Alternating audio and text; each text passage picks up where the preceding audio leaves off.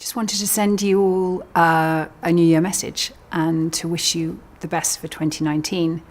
And I suppose thinking back on the week you spent here in Oxford in December, to take 3 points out for you, I imagine you're back now fully under assault in terms of time and focus. And in those situations, it's easy to reach for the box marked what I know how to do, to slip back into old habits. And if you remember, Colin talked about, the joy of changing a habit and the difficulty of it. And I hope you take some of that with you.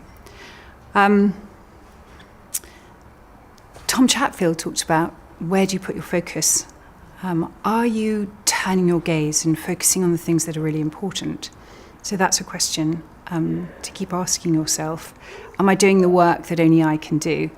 Or could I actually give this to other people and focus on different things that are really important for my leadership?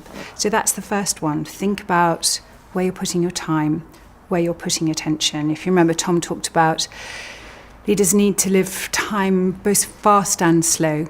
Are you building in some slow time for reflection and for standing back? The second one, if you remember, Colin talked about the need to build new mental maps. If you can remember back to his Renaissance maps when people were exploring the world. And what new mental maps do you need to build? How can you broaden your frame of reference? How can you broaden your sense of what you're responsible for, or at least what you're interested in?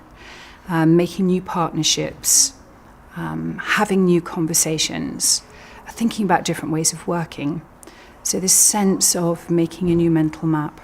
So the last point is, be an inveterate learner. You came here to learn.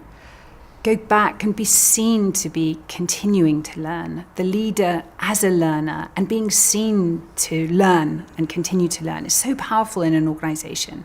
If you can head up a learning organization where everybody is curious, asking questions, testing things out, exploring, then you'll be so much more powerful as an organization.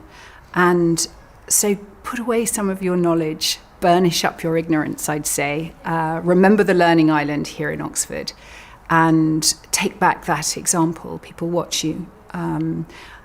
I had one of our most illustrious professors here in the university come actually on this programme 2 iterations ago. And I said, please no slides, just let people ask you questions. And he said, what if I don't know the answers? I said, that's hugely empowering for everyone to think that you don't know the answers.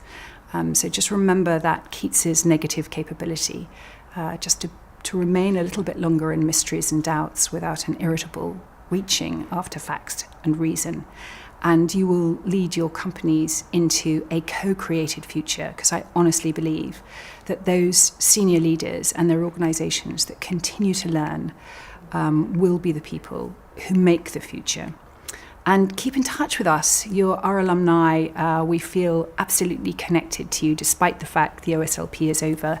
Tell us your stories. Tell us what happened. Tell us whether this programme made any difference, and come back and visit. So huge good wishes for 2019 from all of us on the OSLP.